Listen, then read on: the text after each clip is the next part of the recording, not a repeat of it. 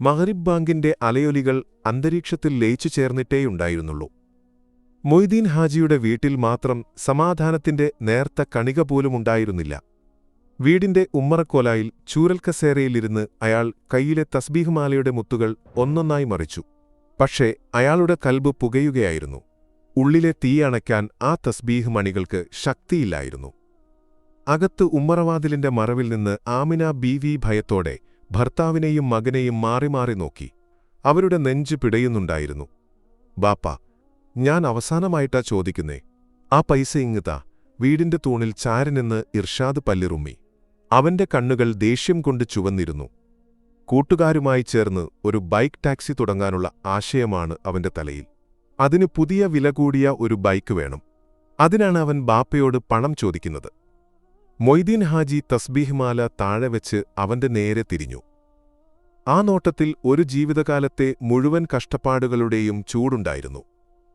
എത്ര തവണ പറയണം നിന്നോട്, എന്റെ കയ്യില് ഹറാമിന്റെ പൈസയില്ല. മണലാരണ്യത്തില് വിയർപ്പൊഴിക്കുണ്ടാക്കിയതാ അതൊക്കെ. നിന്നെപ്പോലെ കാറ്റും കൊണ്ട് നടന്ന് സുഖിക്കാൻ വേണ്ടി വലിച്ചെറിയാനല്ല.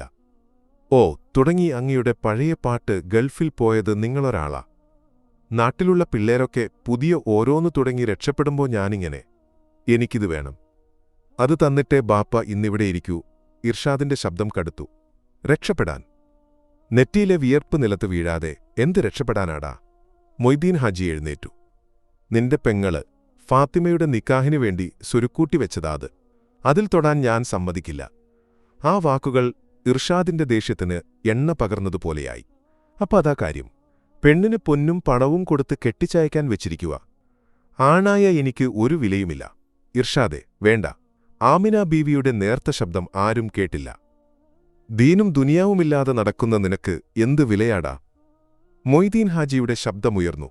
5 നേരം നിസ്കരിക്കാനറിയാത്തവൻ പള്ളിയിൽ കയറിയിട്ട് കാലമെത്രയായി? കൂട്ടുകൂടി കറങ്ങി നടന്നിട്ട് കുടുംബം നോക്കാൻ വരുന്നോ?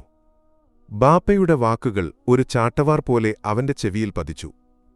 അപമാനവും ദേഷ്യവും കൊണ്ട് അവന്റെ തല പെരുത്തു. അവൻ അലറി. നിർത്തുന്നുണ്ടോ? ആ അലർച്ചയിൽ ഒരു നിമിഷം എല്ലാം നിശ്ചലമായി. പിന്നെ ആരും പ്രതീക്ഷിക്കാത്തതാണ് സംഭവിച്ചത്. ഇർഷാദ് മുന്നോട്ടു പാഞ്ഞ് മൊയ്തീൻ ഹാജിയുടെ നെഞ്ചിലേക്ക് ആഞ്ഞൊരു തള്ളുകൊടുത്തു. ആ തള്ളിന്റെ ആഘാതത്തിൽ മൊയ്തീൻ ഹാജി പിന്നോട്ടു വേച്ചുപോയി ഉമ്മറത്തെ ചവിട്ടുപടിയിൽ തലയിടിച്ചു വീണു. ബാപ്പ! ആമിന ബീവിയുടെ നിലവിളി ആകാശത്തേക്കുയർന്നു. ഒരു നിമിഷം ഇർഷാദ് താൻ ചെയ്ത പ്രവൃത്തിയുടെ ഭീകരതയിൽ തറഞ്ഞുനിന്നു. നിലത്ത് വേദന കൊണ്ട് പുളയുന്ന ബാപ്പ, ചോര പൊടിയുന്ന നെറ്റി, നിലവിളിക്കുന്ന ഉമ്മ. പക്ഷേ അവന്റെ ഉള്ളിലെ പിശാച് അപ്പോഴും അടങ്ങിയിരുന്നില്ല. കുറ്റബോധം മറയ്ക്കാൻ ദേഷ്യം അവനെ സഹായിച്ചു. അവൻ തിരിഞ്ഞു നോക്കാതെ പുറത്തേക്കോടി. ചെരിപ്പിടാൻ പോലും മറന്നിരുന്നു. മോനെ, പോകല്ലേടാ. പിന്നിൽ നിന്നുള്ള ഉമ്മയുടെ കരച്ചിൽ അവൻ കേട്ടില്ലെന്ന് നടിച്ചു. ഇരുട്ടിലേക്കിറങ്ങി നടക്കുമ്പോൾ അവന്റെ കാലുകൾ ഇടറുന്നുണ്ടായിരുന്നു. പക്ഷേ മനസ്സ് കല്ലുപോലെ ഉറച്ചിരുന്നു. ഇനി ആ പടി ചവിട്ടില്ല എന്നൊരു വാശി അവന്റെ ഉള്ളിൽ രൂപപ്പെട്ടു. ഇരുട്ട് അവനെയൊരു പുതപ്പുപോലെ വിഴുങ്ങി. എങ്ങോട്ടെന്നില്ലാതെ ഇടവഴികളിലൂടെ അവൻ ഓട്ടി. അവന്റെ നെഞ്ചെടുപ്പിന്റെ ശബ്ദം ചെവിയിൽ മുഴങ്ങുന്നുണ്ടായിരുന്നു. ബാപ്പയുടെ മുഖം, ഉമ്മയുടെ നിലവിളി എല്ലാം ഒരു തിരമാല പോലെ മനസ്സിലേക്ക് അടിച്ചുകയറാൻ ശ്രമിച്ചു. പക്ഷേ ഉള്ളിലെ അഹങ്കാരം അതിനെയെല്ലാം തട്ടിമാറ്റി. ഞാൻ തെറ്റൊന്നും ചെയ്തിട്ടില്ല, അവൻ സ്വയം പറഞ്ഞു. എന്റെ അവകാശമാണ് ഞാൻ ചോദിച്ചത്. ഓട്ടം കിതപ്പായി മാറിയപ്പോൾ അവനൊരു ചായക്കടയുടെ മുന്നിൽ നിന്നു. അവിടെ അവന്റെ ചങ്ങാതിമാർ ഇരിപ്പുണ്ടായിരുന്നു, സെമീറും റിയാസും. ഇർഷാദിന്റെ കോലം കണ്ട് അവർ ചിരിച്ചു. എന്താടാ, വീട്ടീന്ന് യുദ്ധം കഴിഞ്ഞിട്ടാണോ വരവ്? സമീർ കളിയാക്കി. ഇർഷാദ് ഒന്നും മിണ്ടിയില്ല. അവന്റെ കണ്ണുകളിലെ തീ അവർ ശ്രദ്ധിച്ചു. വാ, നമുക്ക് ഷാപ്പിൽ പോകാം. നിന്റെ തല തണുക്കട്ടെ. റിയാസ് അവന്റെ തോളിൽ കൈയിട്ടു. അവനത് ആവശ്യമായിരുന്നു. ഓർമ്മകളെ മരവിപ്പിക്കാൻ, ഉള്ളിലെ നീറ്റൽ മാറ്റാൻ ഒരു ലഹരി. അവർ നേരെ പോയത് ടൗണിന്റെ അറ്റത്തുള്ള നാണിശ്ശേരിയിലെ കള്ളുഷാപ്പിലേക്കാണ്. മണ്ണെണ്ണ വിളക്കിന്റെ അരണ്ട വെളിച്ചത്തിൽ മനുഷ്യരുടെ ബഹളങ്ങൾക്കിടയിലിരുന്ന് ഇർഷാദ് കുടിച്ചു. ആദ്യത്തെ ഗ്ലാസ് തൊണ്ടയെ ചുട്ടരിച്ചു. പക്ഷേ പതിയെ അതൊരു സുഖമുള്ള മരവിപ്പായി ശരീരമാകെ പടർന്നു. അവന്റെ നിക്കാഹിന് വെച്ച പൈസയാത്രേ എനിക്ക് തരാൻ പറ്റില്ലെന്ന് അവൻ കൂട്ടുകാരുടെ മുന്നിൽ നെഞ്ചുവിരിച്ചു. ഞാനൊന്നു കൊടുത്തപ്പോ ദേ കിടക്കുന്നു നിലത്ത്. അവന്റെ വീരസ്യം കേട്ട് സമീറും റിയാസും ചിരിച്ചു. അവനെ കൂടുതൽ കുടിക്കാൻ പ്രേരിപ്പിച്ചു. ലഹരി തലയ്ക്ക് പിടിച്ചപ്പോൾ ലോകം അവന് കീഴടങ്ങിയതായി തോന്നി. ബാപ്പ ഒരു നിസാരനായിരുന്നു, വീട് ഒരു തടവറയായിരുന്നു. സമയം പോയതറിഞ്ഞില്ല. ഷാപ്പടക്കാറായപ്പോൾ അവർ പുറത്തിറങ്ങി. സമീറും റിയാസും അവരവരുടെ വഴിക്കുപോയി. ഇർഷാദ് തനിച്ചായി. കാലുകൾക്ക് സ്വന്തം ഭാരം താങ്ങാൻ കഴിയുന്നുണ്ടായിരുന്നില്ല. റോഡിലൂടെ അവൻ ആടിയുലഞ്ഞു നടന്നു. വീട്ടിലേക്ക് പോകാൻ മനസ്സു വന്നില്ല. ആ വീട് അവന് ഹറാമായിരുന്നു. നടന്ന് നടന്ന് നഗരത്തിന്റെ വെളിച്ചം അവസാനിക്കുന്നിടത്ത് അവനെത്തി. മുന്നിൽ കൂറ്റൻ മതിലുകളുള്ള പഴയ ഖബർസ്ഥാൻ.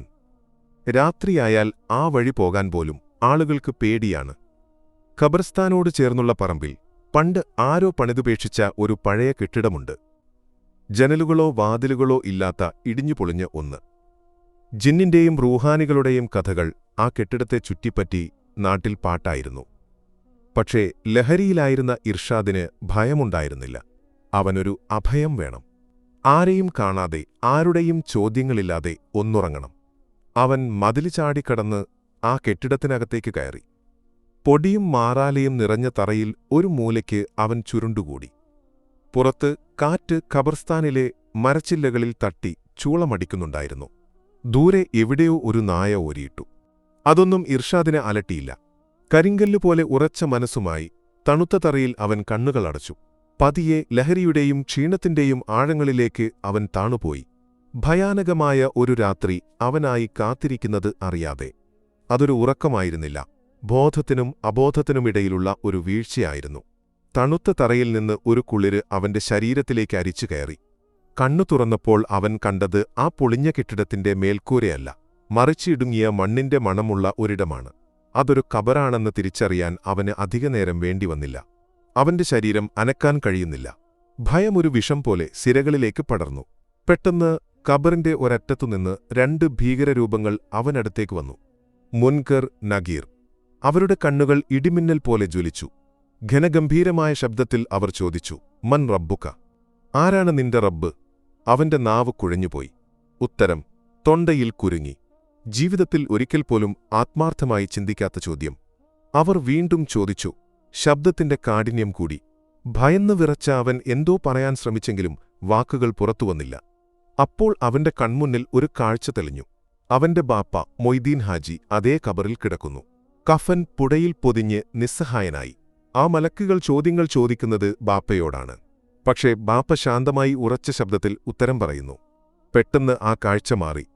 നരകത്തിലെ തീനാളങ്ങൾ അവൻ കണ്ടു. അതിൽ നിന്ന് ഒരു ജ്വാല അവനെ പൊള്ളിക്കാനായി അടുത്തേക്ക് വന്നു. അവൻ അലറി വിളിച്ചു, ബാപ്പ, ഉമ്മ. അവന്റെ കരച്ചിൽ കേട്ടെന്ന പോലെ ഖബറിന് പുറത്തുനിന്ന് ബാപ്പയുടെ ശബ്ദം കേട്ടു. എന്നെ കൊന്നവനാണോടാ നീ എന്നെ വിളിക്കുന്നത്? നിനക്ക് ഞാൻ പുറത്തു തരില്ല. തൊട്ടുപിന്നാലെ ഉമ്മയുടെ കരച്ചിൽ, നീ കാരണം എന്റെ കൽബ് പൊട്ടിക്കരയുവാണല്ലോ മോനെ. അവന്റെ ശരീരം വിറകൊണ്ടു. ഭയം അതിന്റെ പാരമ്യത്തിലെത്തി. അവൻ കണ്ണുകൾ ഇറുക്കിയടച്ചു. ഇരുട്ട്, ശ്വാസം മുട്ടിക്കുന്ന ഇരുട്ടുമാത്രം. അല്ലാഹു അക്ബർ, അല്ലാഹു അക്ബർ. ദൂരെ പള്ളിയിൽ നിന്നുള്ള സുബഹി ബാങ്കിന്റെ ശബ്ദം കേട്ടാണ് ഇർഷാദ് ഞെട്ടിയുണർന്നത്. അവൻ വിയർത്തുകുളിച്ചിരുന്നു. നെഞ്ച് അതിവേഗം മിടിക്കുന്നു. അവൻ ചുറ്റും നോക്കി. താൻ ആ പൊളിഞ്ഞ കെട്ടിടത്തിൽ തന്നെയാണ്. ഖബറില്ല, മലക്കുകളില്ല, തീയില്ല. അതൊരു സ്വപ്നമായിരുന്നോ? അതോ ലഹരി തലയ്ക്ക് പിടിച്ചപ്പോൾ കണ്ട തോന്നലോ? കാരണമെന്തായാലും ആ അനുഭവം അവന്റെ ഉള്ളിന്റെ ഉള്ളിൽ ഒരു ഭൂകമ്പം സൃഷ്ടിച്ചു. അവന്റെ ധൈര്യവും അഹങ്കാരവും അലിഞ്ഞില്ലാതായി. പകരം പേടിയും കുറ്റബോധവും മാത്രം അവശേഷിച്ചു. ബാങ്ക് വിളി തുടരുന്നുണ്ടായിരുന്നു. അസ്സലാത്തു ഖൈറും മിനന്നൗം. ഉറക്കത്തേക്കാൾ ഉത്തമമായത് നമസ്കാരമാകുന്നു.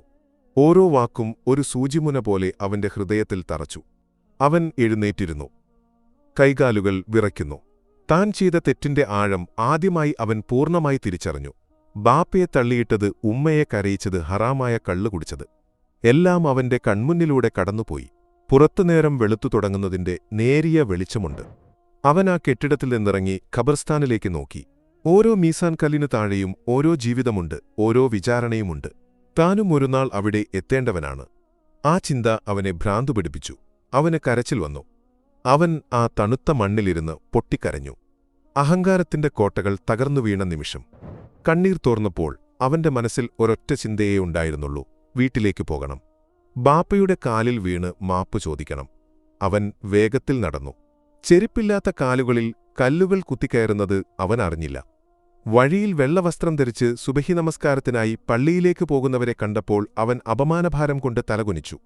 അവരുടെ നോട്ടം തന്നെ കുറ്റപ്പെടുത്തുന്നതായി അവന് തോന്നി. വീടിന്റെ പടിവാതിക്കലെത്തിയപ്പോൾ അവന്റെ കാലുകൾ നിശ്ചലമായി. ഉമ്മറത്ത് ആളുകൂടിയിരിക്കുന്നു. അയൽവാസികളായ അബ്ദുക്കയും റഷീദുമുണ്ട്. അവരുടെ മുഖത്ത് ആശങ്ക. അവന്റെ നെഞ്ചിൽ ഒരാന്തലുണ്ടായി. അകത്തേക്ക് ഓടിക്കയറിയപ്പോൾ കണ്ടത് ഉമ്മയെയാണ്. കരഞ്ഞു തളർന്ന് ഒരു മൂലയിലിരിക്കുന്നു. ഉമ്മ, ബാപ്പ എവിടെ? അവന്റെ ശബ്ദമിടറി. ആമിന ബീവി അവനെ കണ്ടതും വീണ്ടും കരയാൻ തുടങ്ങി. മോനെ, നിന്റെ ബാപ്പ ആശുപത്രിയിലാ, നെഞ്ചുവേദന വന്നിട്ട്. ആ വാക്കുകൾ ഒരു ഇടിത്തീ പോലെയാണ് ഇർഷാദിന്റെ കാതിൽ പതിച്ചത്.